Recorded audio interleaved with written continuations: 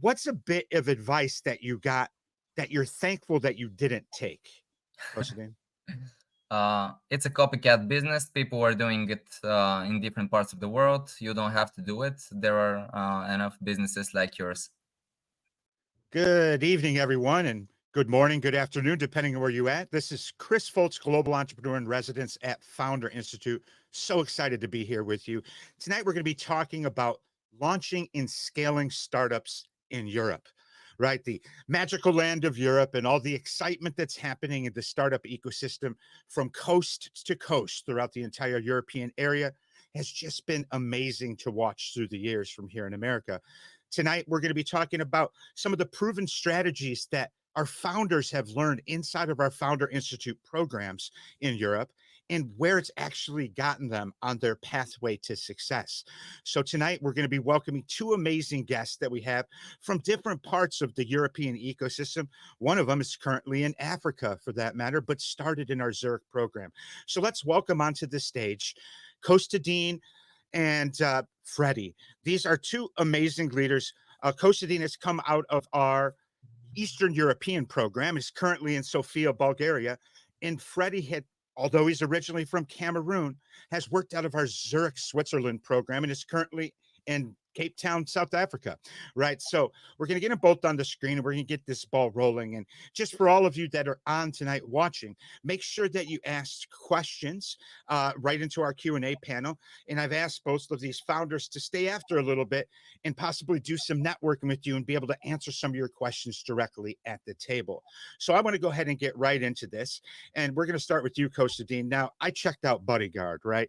So not only do you have this kind of really cool background and kind of a polymathic background to you, but Bodyguard is super interesting. Now, for those of you that haven't checked out Bodyguard, Kostadin's going to explain it a bit here, but imagine you have a pet. A lot of us have them. Do you know how hard it is to find someone to trust when it comes down to pet sitting, walking the animal, just doing anything like that? It's a very stressful thing. Come to find out, they didn't even have this in Bulgaria before Kostadin came up with Bodyguard. And so why don't we start with you, Kostadin? Tell me a little bit about Bodyguard and what it has going on. Then I'll jump over to you, Freddy, and ask about your adventures. Go ahead, my friend. That was a great presentation. Thank you so much about that, Chris. Yeah, so hello everyone. My name is Kostadin Mihaylov, and I'm the co-founder and CEO of Bodyguard. Bodyguard is a pet sitting platform which connects pet owners with verified and trustworthy pet sitters. Our goal, as Chris said, is to resolve the main problem which pet owners have, and this is who will take care of my pet when I go on a business trip or traveling with my friends and family. So we're working since 2021, and so far we have more than 250 sitters based in Bulgaria, and we are serving more than 1,500 pet owners all around the country. Wow, those are some amazing numbers. To go from something that, a lot of people get scared sometimes when it comes down to being the first to market, right? Sometimes it's even frankly scary, but in something like this, everybody loves pets. And anytime that you can make that easier and in the heartfelt way that you are, it's amazing. Plus, I love being able to go to your website and it immediately translates to English. So then I was able to read all the amazing things you have going on. Thanks. I'm looking forward to ask you some questions here shortly, Kostadin. Thank you so much for joining us tonight.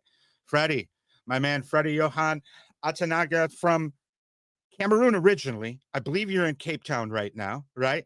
You have this interesting background, right? There's not that many people that have the kind of creative mind plus the digital marketing side, mind plus the operational side.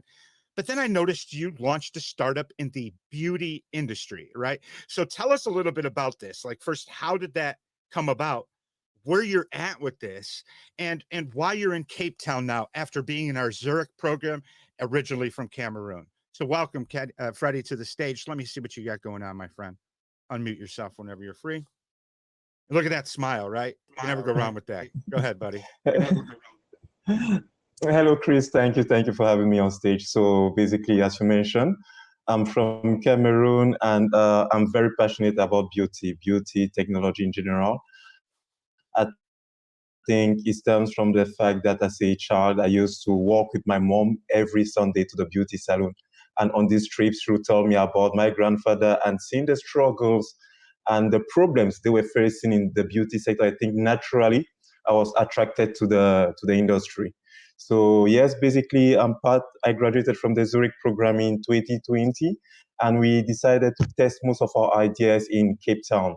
Though we believe like our products here at Drag are going to perform greatly in the European market, though the ecosystems are kind of different, that I would say. So yeah, so basically that's why I'm in Cape Town currently, working with my team, and from here we are connecting to the other. We are doing liaison with our advisory board that is still based in Zurich. I'm going to start with questions with you, Freddie. I mean, although I don't look like I've ever spent a day working in the beauty or fashion industry, believe it or not, I have. And I've actually worked on several products in Africa for that matter. You mentioned, about walking every single week, with your mom to the beauty salons. I also know in your background that your grandfather played a role in your kind of entrepreneurial mindset. Tell me a little bit about that. So much of us want to grow up and be like our elders. But tell me, what was it specifically with your grandfather that helped on this path? I would think is at the beginning of his journey, he lost his parent at a very young age. He was still a baby, an infant, and he was dropped in front of a church. So he was basically raised by the Catholic Church back home. And from nothing, basically, he managed to get into the farming business and other little small businesses around his community. So he became kind of a pioneer in his region back home in Cameroon. And seeing the drive he had coming from nothing, I said to myself, hey, I have a little something already that he has created for the family, and I need to take it to the next level. So that's my drive actually. That's how much he inspires me. Like, hey, I had nothing, nobody was there for me. I made the most of every opportunity I was given. So that's why it inspires me so much. And actually, the company name Ekamu, that's his name actually. So that's why I even named my company after him. So that it's like a North Star that guides me towards my goals. I think we all need some sort of North Star like that. I mean, so many people ask founders what motivates them. And what I've realized is the greatest founders are actually self-motivated. And where they get that self-motivation is through inspiration. I love that you put that right into the title of your company, Freddie. That's totally awesome. Let me jump over to you, Kostadin. I did some research in your background, right? So, you've got this kind of interesting blend of working as an entrepreneur, and then you decided to just go off the deep end and launch a startup, right? In Sofia, Bulgaria, one of the fastest growing markets in this space. You could have probably just had a lucrative career. What caused you to make the jump into this type of startup world, and with all the challenges and everything that it takes to actually launch this? Let me hear it, Kostadin. Yeah, so you're absolutely correct. I actually graduated pharmacy in the Sofia University, and I thought that my path will be connected to only with pharmacy. But in fact, I started working in customer support, and after that, I became a manager in one of the top leading companies back here in Bulgaria. But at some point, I understood that this, as you say, lucrative life is not for me. I just wanted a new adventure, a new path, which I wanted to go by myself, because I knew that I cannot more. I can be more than just a manager in someone else's company. I can build my own dream, and this was Bodyguard. So how did the company start? I actually needed a pet sitter for myself when I was traveling, but in fact, I was not able to find such. The dog hotels were not the perfect option for me, so I thought myself, well, if I have this problem, then more people should have this problem as well. So I started asking people, "Do you need a pet sitter? I can make dog walks. I can do cat visits." And from mouth to mouth, in a matter of 6 months, I had more than 150 customers. So I thought myself, I should start hiring people on full time so that they can be pet sitters by themselves. And in a matter of 2 years, we had more than 500 customers. And I pivoted and changed the whole business model from taking people who are on full time jobs to making the platform marketplace option where people can add the different types of hours which they have on a daily basis, so that they can do it whenever and whatever options they have. They can do dog walks only in the mornings and in the evenings, and that's why it's the perfect jobs for students. So that's a very interesting point. So you mentioned that you had this problem yourself, right? And what I found with some of the greatest founders I've ever worked with is that they're solving a problem that they specifically faced, right?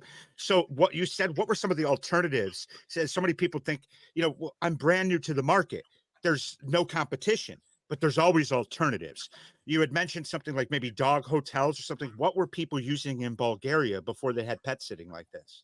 Yeah, there were only canals and of course friends and family. But the good thing is that by using bodyguard, you have a professional sitter who has experience, who has training, and of course insurance coverage up to 15,000 euro in case of medical interference in case of needed. When you use friends and family, there is always an option for your grandma or grandpa to give a little bit more food for the pet which is on a diet because it has medical issues. But in case something happens, you can't argue with them because after all they're your family. But when you use a professional sitter, you can always tell him you should do this, you should do that. You have specific instructions, and that's the best thing. That's amazing. And how many total customers do you have right now on platform? We have more than 2,500 pet owners who are using the platform currently. That's amazing. I got to hand it to you. Yeah, I'm going to jump over to you, Freddie. It's one of those things where spending as much time as I have worked in the African region, I realize how much culture plays a role in businesses, right? And, I also noticed that you were part of our Zurich program. Was your original intention to create some sort of gap closer for people in the European markets? What has caused you to take such a cosmopolitan approach, versus working just in our accelerator in Cameroon? You chose to go Zurich. Is it something about where your products are going that caused you to do that, Freddie? Basically, I would say is first thing I said to myself is if you win in Europe, if you win in Zurich, if you're able to make it on that market, you're going to make it globally. So the competitiveness of the market, that's what attracted me actually to the European ecosystem in the first place. Like I need to get there, meet the people in that ecosystem, talk to them, bounce my ideas with them, and see what's viable actually. So when I started with Ekamu, my idea first was to just simply connect people to beauty services. And COVID-19 happened, so it was like, oh, okay, everybody's now sitting at home. It will make things easier. You can just book a hairdresser and whatever, or a barber online. So we went with that approach initially. The traction was good. It was working, especially in South Africa. But I could still feel like in the European market, there are certain parameters that were not adding up. It's easy for the client to get the number of the business you refer them to and not use your app in the future, and you might lose commission. So our focus then shifted to, okay, let's really try to innovate the beauty space, not just in Africa, but in general. Though we feel like Africa represents, I would say, the largest market when we want to see the consumption of beauty products globally. Africa is one of the biggest markets. That's what attracted us to like, hey, listen, let's go in that market and really identify the problem. So today at Ekamu, we are focused on mostly reducing the amount of waste generated by the beauty industry. So our focus is on sustainability.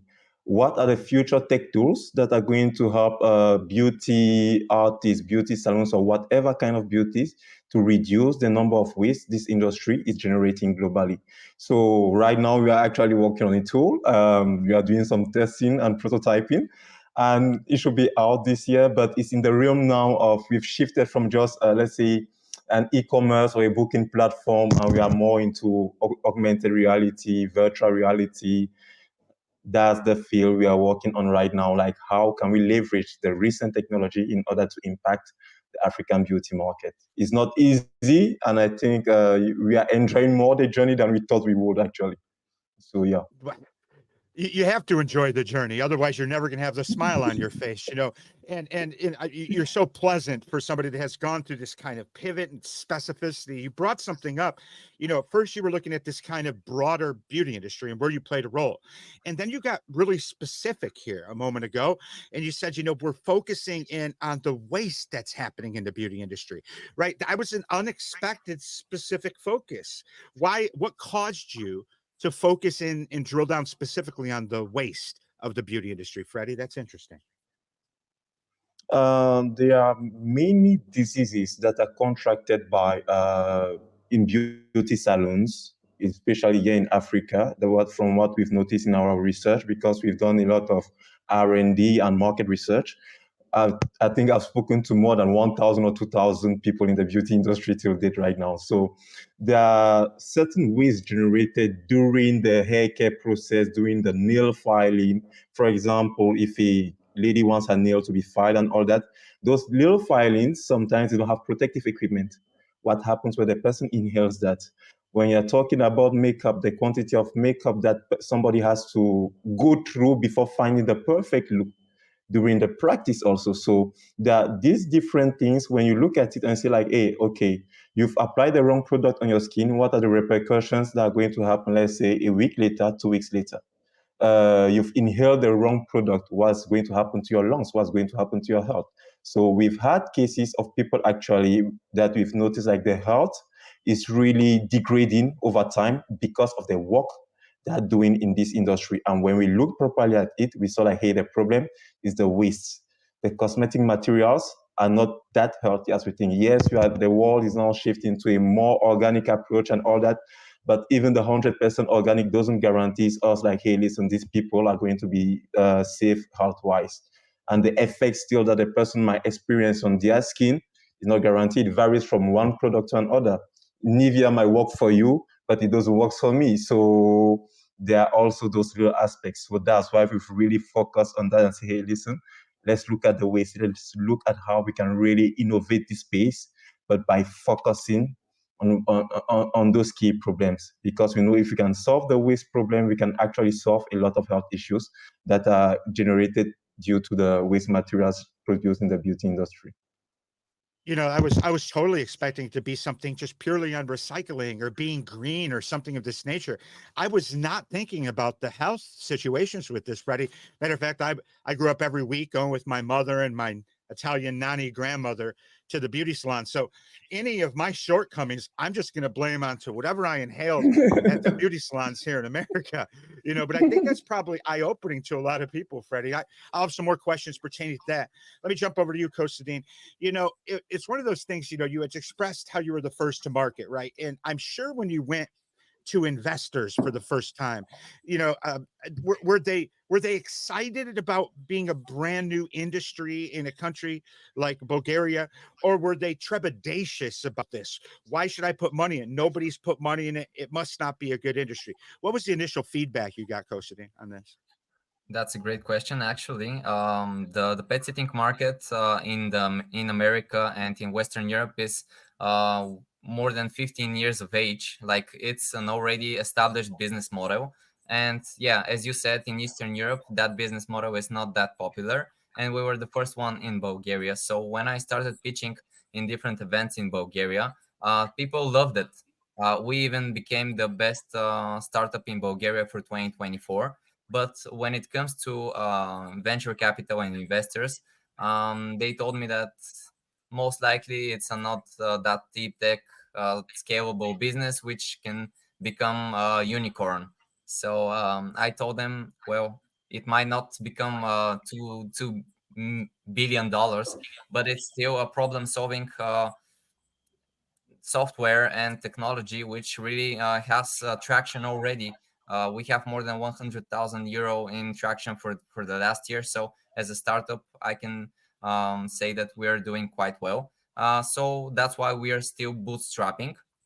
Our goal for 2026, of course, is to scale our business in Hungary. So that's why we are currently starting our crowdfunding campaign. Well, although you may not be a unicorn yet, if somebody needs someone to walk their pet unicorn, I know they can probably go on Bodyguard and find that appropriate person. Which sends me, you brought up in the last set of questions this whole idea where it appears you have kind of like an Uber model or a Lyft model where, where somebody can go on there. I need some extra work. I'm a college student. I'm somebody who has some part-time employment opportunity. And I myself could be a pet sitter and dog walker through your platform. Did I hear that correctly, Kostadin? Yeah, that's absolutely correct. Everyone can apply to become a pet sitter in the platform. The good thing is that we don't allow everyone to become one. They have a motivational letter. After that, we provide an interview, which is fully automated, so that we can check, we can, so that we can make the background checks of every person. Because the most important thing is for the pet owners to be safe by using the service. And of course, we have more than 1,000 pet sitter applications, but only 15% of them are actually becoming part of the company. So we are making everything possible so that we can have really high standards. Now, I believe you mentioned that this wasn't your original plan. You didn't necessarily. This is kind of like a secondary product offering, a secondary market that just appeared. How did you realize that this was something that you should have focused in on and made happen versus it being a potential distraction from your core offering? Yep. So everything started perfect with five employees, which were on full time basis working for Bodyguard. But in regards to scalability, that was not the best option because people were already feeling tired. Because at first everyone's super happy by making full time dog walks during the day, but at some point people feel tired. They're not that motivated. So that's why I thought myself, well, why don't I give this opportunity to 1,000 people and to give them the opportunity to work 2 or 3 times per hour, but to make enough income so that they can make their lives better than just having 5 employees and telling them, yeah, you can grow in your career path, but making it definitely less expandable than it is right now. So the main goal was to bring Bodyguard throughout Bulgaria, because before that it was only in Sofia. It's amazing. And I think that that's one of the things that when people actually listen to the customers, I can generally tell within about 5 minutes whether a startup's going to be successful by how well they know their customer. You listen to your customer, realize that the demand was so that if you didn't expand in a way like you did, you'd have probably reached a critical mass fairly quickly and not be able to get beyond that. So I appreciate your foresight. Let me jump back to you, Freddie. You had mentioned in the previous segment, Freddie, you're using something like augmented reality. You have some sort of technology involved in your brand. Now, I would not think of anything like this being utilized in the beauty industry in terms of the waste industry. Walk me through what you got going on in that department. It sounds interesting, my friend. Can it make me look pretty? If someone wears glasses, look at me. Do I look more attractive? Because if you're coming out with that product, I got plenty of people that are into this. All right, go ahead. Okay. So basically, is let's say, for example, the first step we are going in for is a simulation of makeup tutorials of a makeup practice, a makeup artist that needs to go and learn the makeup at school. And they have to buy these different products generally to test the product on themselves, how it's going to be applied. So we are working on the technology that's going to help her do the training digitally, but still while practicing as if it was on a real person. So it's an AR tool that's rated on a mobile device and with your camera. And there is a lot of technology behind it because there is sensors, there's movement detections, and a lot of little technical aspect. But basically, you are able to practice for a makeup as if you were in a real class in real time and really gain the experience. So you get different looks, and then from that look, we guide you like, hey, listen, first do this, first do this step, first do this step, first do that step. And we are actually working with beauty makeup artists to help us while we are doing the machine learning process, because there are so many, as I said earlier, like the quantity of products they go through during the training process is alarming. So we said like, okay, let's digitalize this training. But what we've seen so far on the market, because when we got into the market, some advisors told us, hey, you have brands that are already trying to do that. But when we've looked at what they're doing and what we are doing, it's day and night, trust me. It's totally day and night. They are still painting things on the phone, trying to draw this line. You still have the filters. Us, it's not you using a filter or whatever. Is, for example, let's say I had a pen. I don't know why don't I have a pen with me here today. It would have been nice to share with a pen.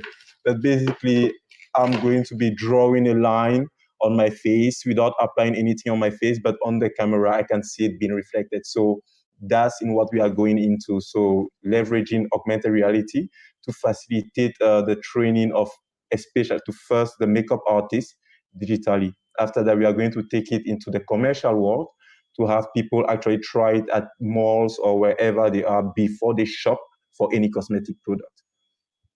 You know, Detecting you like, said hey, my something in there. skin type. Yeah. Yeah, go on, go Okay. on. So, well, you said something in there that you've been talking to actual makeup artists here. So, when you say that, does that Mhm. mean that you were asking them for feedback and figuring out what is actually something that's like real life? Like, what was the role that the makeup artist played in your product development? Their role basically is the, how can I say, the training process. When putting makeup on a face, there are different steps. Also, we come from a technical background and all that, so they are coming with that beauty experience to tell us, hey, if you are going to do some kind of machine learning, you want the camera to do this and the software to do that. These are the basic steps you need to follow for any type of makeup in general. Yes, there are certain rules that are going to vary, but we need their feedback and their experience to know what we need to plug into the software. Because it's them actually that are going to be running the first experiments, trying it themselves and helping us correct their product. So already what they've seen so far, they like the approach we have. So the next stage of the testing will be them then trying the tools in real life, because it's a hardware tool also. It's not just a software, it's software and hardware tool. So that sounds like it's really kind of really, really technical. So you need a hardware to interact with the interface, basically. Are the makeup artists going to come across this in their schooling? Like, here in America, you go to a place like Pivot Point Academy or Mario Chicochi School to learn how to be a Mhm. cosmetician. In order to work in cosmetology, you have to get a license. Is the same thing play a role in Cape Town and Cameroon and some of the markets that you're in, where perhaps you're going to go to these schools in order to utilize this platform for training, or where do people go and use this? Actually, that's you just actually pinpointed what's our goal. Actually, the thing is we want to get into cosmetic schools for people, for students to start practicing with it. Our goal is cosmetic schools, and then let's say, as I said, the beauty shops, the beauty stores you already have. But our really main focus is like we want to get it to students who are in cosmetic schools and want to are learning how to do makeup, because it's to them that are going to add, is going to add more value. And it's also going to help the institution in the long run to save all the products that they're surely giving out to students for them in order to practice. So I think that's it's really our amazing. key point. That's Yeah. amazing. And I think that when people actually, so many people out there are developing platforms and technology, whether it be AI or something new, a new classroom experience, but they've never talked to a teacher, or they're building something and they've never talked to somebody that worked in that trade. They're just taking their technical knowledge and building something after chatting with ChatGPT about it. You actually listen to people in the industry, got feedback, and change your products. And I got to applaud that. I think that's a huge, important thing. Not everyone does that. Kostadin, let me jump over to you. You kind of have this interesting background, right? I saw you work for crypto.com, I believe, in customer experience and all this. Again, you could have done anything. You faced the problem yourself. You seem to have launched this, you've scaled, you've kind of pivoted into this new product category of also having people be the actual providers of dog walking and sitting. There had to have been some challenges along the way where you're just like, this is not going to work. This is not going to play out like I thought it was going to. What was your biggest challenge do you think you faced through this process of starting off, Kosidin? Yeah, so I think that every founder has his moment when he thinks about the whole startup journey. Does it actually, is it actually for him? Is the product good enough? And we had a couple of situations like that. And last year, during the summer, we thought that we will have our first investment so that we can scale and reach our like dream goals. But in fact, the investment didn't come up. So we thought ourselves with my co-founder, well, the one of the options is to quit and start our normal jobs as it was 3 years ago, and the other option is to start working as pet sitters ourselves, so that we can gain as much income as we can, so that we can later on reinvest everything, so that we can actually pay for the whole platform and for the whole thing which we needed the investment for. So that's what we did. We reached our goals by working really hard 24/7, and eventually I'm really happy about doing this, because currently we don't have any investors, and when I go to investors right now, I have the confidence, because the company is not diluted. We didn't have our pre-seed stage investment, so we're 100% with our equity. That's what I meant. So yeah, last year we had some issues, but eventually, if you believe enough in what you're doing and in yourself, you'll make it up. So you're saying that you actually went through set goals, met and exceeded your goals to change the dynamic of where you're at with your investor narrative. Is that what I'm hearing correctly on this, Kostadin? Yes, because most of the startup founders think that if they don't have an initial investment, their startup won't start working at all. That's a really wrong thinking, and that's what I'm trying to do here in Bulgaria, to show people that venture capital is not the only option in regards to investments. There are angel investors. There are also business credits. So if you ask me, you should first really start working on the business. Do it also by yourself. Then ask friends and family, of course, to reinvest for 1 year, for 2 years. After that, you will have an initial investment, but the company will be in a definitely different stage than what it is right now. So if you believe enough in what you're doing, then take the risk, and I'm sure that you'll thank yourself 2 years later. I've never heard anyone say it just like that, right? It appears that you've had this aha moment where you're like, listen, there's so many other people that are going for investment, whether it be in the region, in the sector. What is going to make me stand out compared to those investors, right? Even though I'm, new to a market, got something that's obviously beneficial and helpful to the customer base. What was the one thing that made you decide was it some sort of rejection from an investor or something like this that made you decide to just really double down and make sure that you were the most investable company you could be? There was actually one conversation which really triggered me. I was talking with an investor. I told him our goals, that in the next 5 years we want to be all around Europe, and yada yada yada. And he told me, "No, that's a family business. You can't scale. You can't have more than 50 pet sitters." And I'm like, "Why, man? The problem is really huge. Like, more than 50% of the households in Europe has at least one pet. In Bulgaria, it's even more than 60%." And he was like, "Well, prove me wrong. We'll talk 1 year later." And actually, he wants to invest in us right now, so I proved him wrong. I love it. I love it. That's so amazing. And for all of you listening, that's very, very solid advice.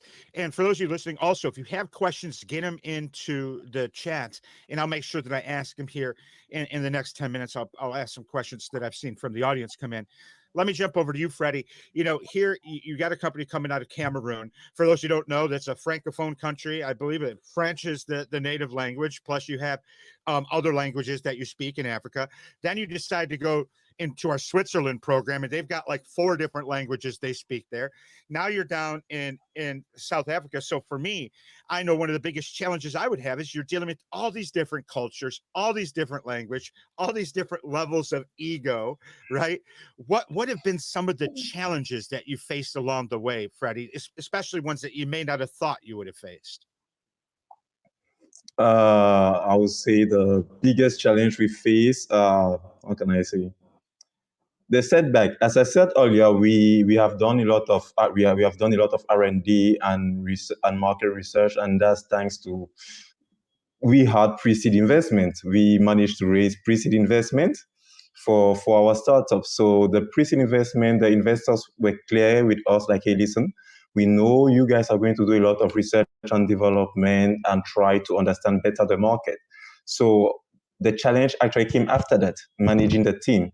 You have a software developer in Europe. You have your marketing person in Congo. You have the salespeople rep here with you in South Africa. So you have the team a little bit all over the place. And for us, it was kind of new in the remote setup to be able for us to achieve the goals. So we constantly had to realign ourselves with the organizational goals and the mission we're trying to achieve. And it's tough to manage a team when you're running a startup because they come with so much expectation, and they thought like within 2 or 3 years we'll be raising, I don't know, this super seed round funding, and the seed round doesn't come, and you need to keep your team motivated so that they can keep working on the goals. And I think for me that's the hardest part actually of being a startup founder, keeping your team motivated well enough and tell them like, hey, we are all going to take a pay cut. Everybody's going to have to manage with this amount of money for now for us to keep growing. And that's hard for some people to accept because you might have this senior software developer coming from this big tech company. He's already has this big salary. And it's like, okay, will I have to bring down my salary just because I want to work with you? And that's the moment where you need to push your vision and mission you have of the business forward. If the person is going to work with you when even the startup is at the hardest point, it's because you have a great vision. He sees that you believe in something that's bigger than yourself. And I think for me, that was that's the difficult part because I can self-motivate myself because I know what I got into this for. But now, how do you motivate the rest of the team with you when they don't see you hitting those big milestones, not being published, having the articles like, hey, Ekamu just raised this 5 million? No. How do you keep the business alive at that point? So for me, that was, I think, the biggest learning curve I had in the past few years. You know, I think that it's interesting. I've worked with hundreds of different FI programs, thousands of founders each year. And, you know, one of the things I like to ask people is, you know, Freddie, when you're in the FI program, like I know before I got involved in Silicon Valley landscape, you know, I thought I knew everything. I come from politics, you know, I owned a public relations firm. I thought I knew everything. Then I got involved in the global venture landscape and realized I knew nothing. I thought that when I always used to see AMA listed on Founder Institute events, I'm like, why is the American Medical Association so involved with Founder Institute? I didn't realize it was an Ask Me Anything, right? There's all these acronyms and everything. What is something that you learned in the Founder Institute program that you just didn't know at all existed in the kind of startup ecosystem, or something that you needed to know but you didn't even know that you did? I would say the critical, what is it? The critical assumption testing. That's one thing that changed my life at Founder Institute. Critical assumption testing, CAT. The first one was introduced to it. I know people are more familiar with the lean startup model and all that. But for me, critical assumption testing was perfect because it allows you to quickly verify your assumptions and validate whether an idea is going to be viable or not. So it shortens the time. You take in the main assumptions you want to know about and want to verify and validate by the customer. And that's also the second point about Founder Institute. Talk to your customers as much as possible, because before I joined Founder Institute, I thought like, okay, I'm just going to develop this big product and put it on the market.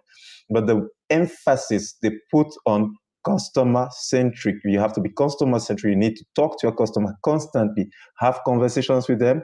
I feel like those are the two things that like really impacted me a lot at Founder Institute. talking to my customers, and how to quickly test my ideas. I think that's amazing. I think that the people that are listening right now, there was a mad dash towards Google or Perplexity looking for the definition of what you just described so eloquently. I'm going to ask the same question to you too, Kostadin. Another one, I come from the world of marketing, and I was a part of my first event on GTM, and I'm like, what is GTM? And here I'm speaking on it, not realizing go to market. There's so many acronyms and everything that we just don't talk about in Main Street the same way. You obviously come from, a bit of a technology background, but then you have this diverse background of experiences. There's got to be some things that right when you got into Founder Institute, like, dang, I did not know about this at all. What was one of those things for you?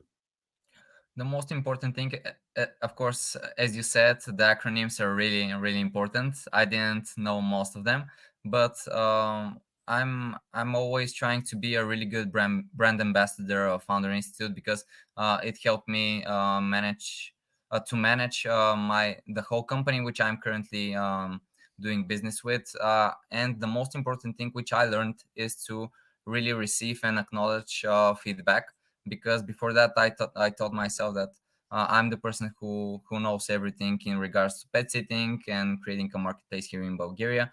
But when it comes to receiving feedback from people all around the world, then you tell yourself that you're the person who actually has to ask every person for feedback, to check out your website, to check out your mobile app, and provide positive or negative feedback. Because if you don't receive feedback and if you don't acknowledge it, then you won't grow. So this is the main point for me from the Founder Institute program. And of course, the networking.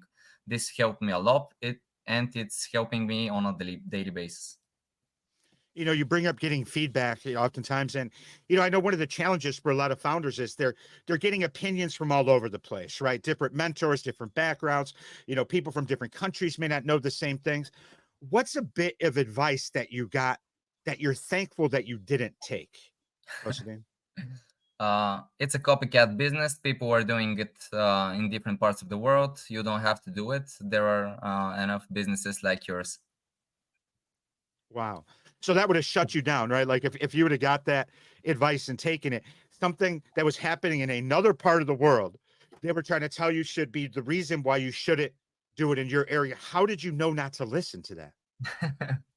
Well, I actually, it was part of the Founder Institute program when you have the investor reviews, and that person, he's an investor in Bulgaria, and he gave me a 1 from 5, and which meant that I'll be dropping off from the system if it weren't the 5s from the other 2 people. And he told me, well, you're not capable of scaling the company. It's a copycat business.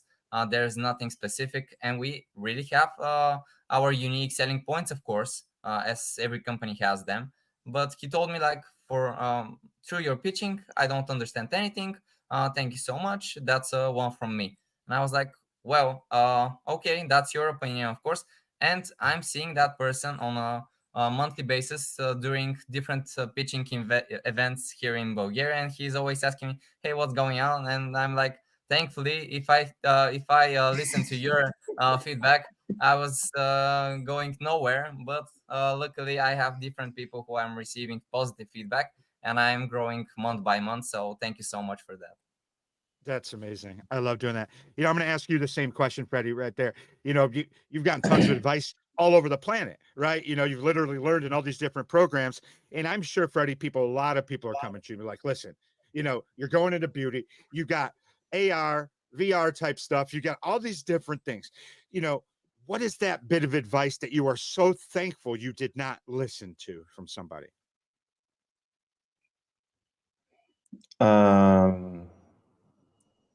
Don't go for this idea. And that was at a very early stage when I got to Founder Institute. I think a couple of reviews during my first pitches, they told me like there was no purpose of doing this kind of platform, because remember at that time we were still trying to connect people online, like, hey, listen, find your hairstylist and all that. And they were telling like, hey, listen, you should not go into that market. It's not going to make any money. It's easy copyable and all that. And me in my mind, I was like, That's the first step, actually. I'm seeing further than this. I want to go into that market and really dig more problems and try to solve them. So I almost switched from that to another idea I had at that time. But I said, no, you know what?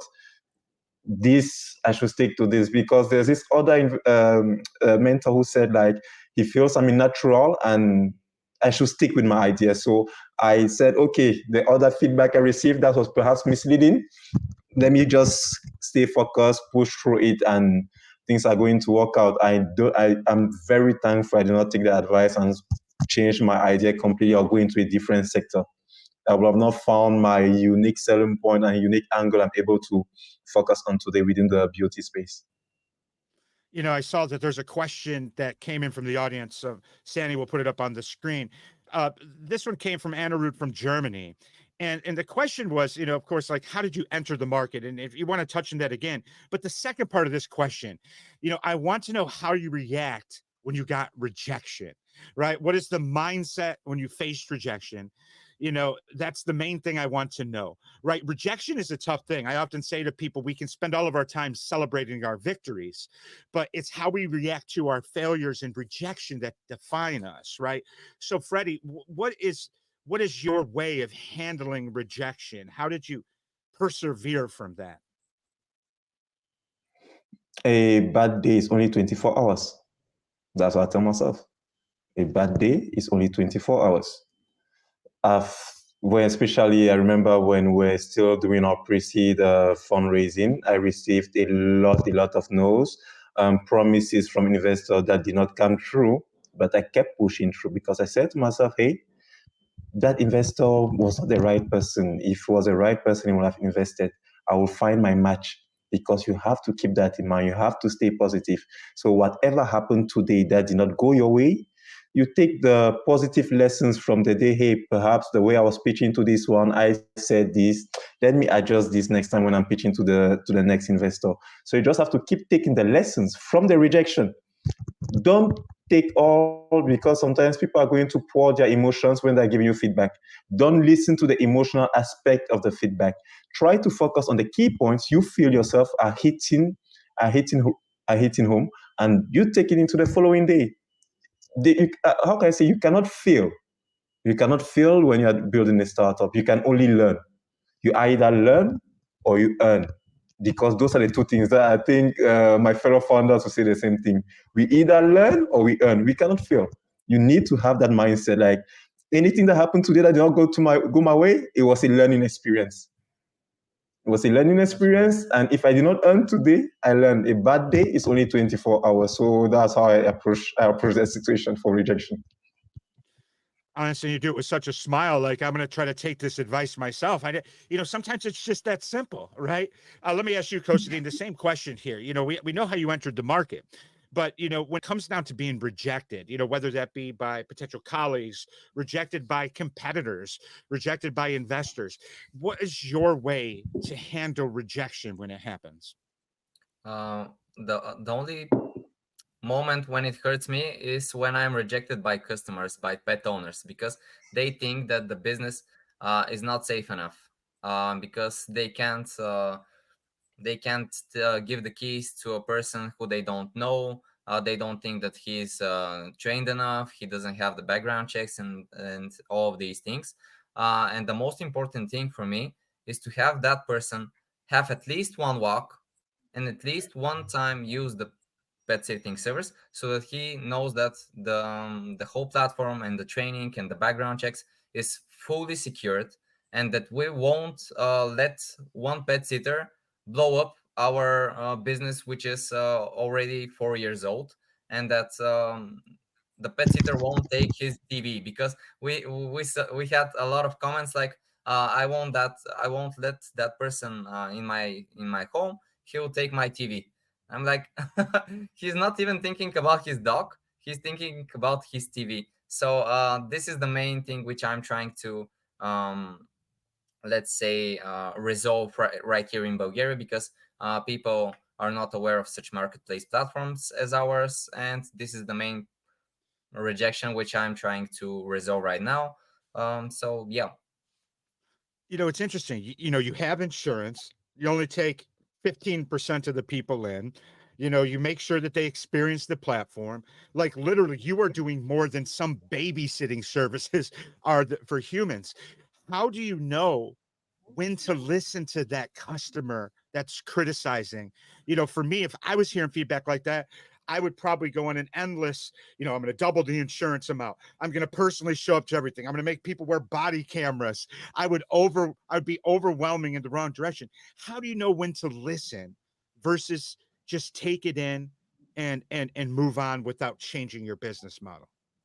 Well, I'm doing a lot of customer feedbacks, and if this person is one of 100 or 200, then I know that I can't be perfect. I can't take 100% of the market. So if I have 98 or 99% of the market, that's okay with me. If that person doesn't want his problem solved, then the only creature which has a problem with it is the pet, because it's staying only with the pet owner and doesn't have a reliable sitter for him.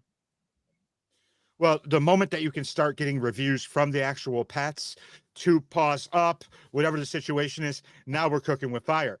Let me ask this, Freddie. Let me jump over to you. Obviously, you've been in this kind of startup space for a while. You've faced rejection. You've come up with this best mantra of the day's only 24 hours. If you could go back and give yourself advice, right, when you first started coming up with this idea, even before Founder Institute as a program, what would that advice be to yourself as a young founder now that you've learned so much? I often think about that question. I'm like, unfortunately, we can't take the experience we have today and dive back into the past and try to change with the experience we have. The one thing I would say I would do different would be change my recruitment strategy. I will change my recruitment strategy and build my team in a different way. That's one thing I will do different today, because I feel the rate at which the team grew was a little bit too fast. I will adjust that. That's one thing I feel like went a little bit too fast for us. And I will go back at that stage and really make sure that it's only 2 or 3 people working on the idea and growing the idea. So that's one thing definitely I'll change. When you are starting out, when you're still at the idea stage, I feel like you just need one person that's good at sales and marketing. You need the tech guy who is going to develop the product and whatever. And you need an operations guy that's going to keep the things moving forward, keeps the business ticking. Make sure that every task we have to do are getting done. So I think like a startup team needs to be very small. You don't need to, the sales must be done by the founders themselves. You don't need sales rep at the beginning. The technology must be developed by the founders. You don't need to outsource this. So that's one thing I'll change. I'll change my core team. Just keep it very small and focus on the small team rather than having 8, 10 people at the beginning. And Fred, let me ask this. I mean, you've been phenomenal. You've given great answers here. Very, very motivated person. What is the thing that inspires you every morning when you wake up to keep with your journey, to keep looking forward and accomplishing things? Is there a central point of inspiration that you still currently have? I would say I want to make a difference, you know. I want to make a difference. I want to make an impact. I want to solve a problem that really means something to people.